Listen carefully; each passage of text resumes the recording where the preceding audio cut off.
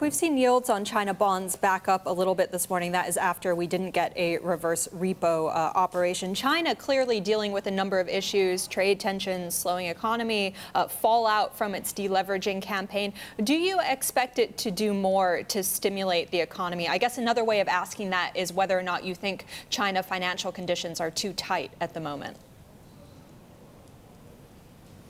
I don't think so. I think that the Chinese data has actually been fine. If you look at the most recent numbers, I don't think there was any one of the major groups, industrial production, retail sales, fixed asset investment, property, none of those major groups saw a huge decline.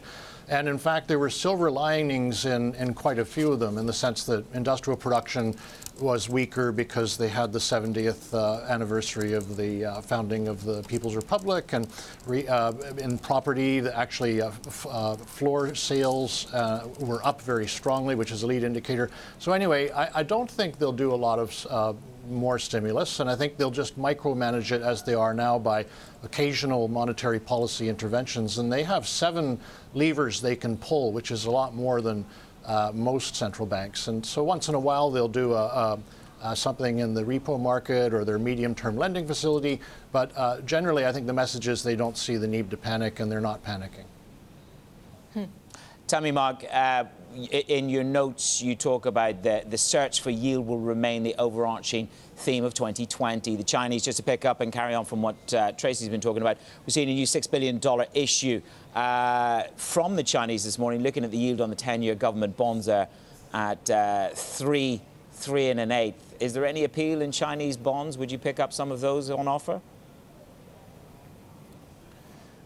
Yes, I think that China is emerging as a very large and uncorrelated asset class in both fixed income and equity, largely because of the uncorrelated nature of the companies that are there and its own GDP.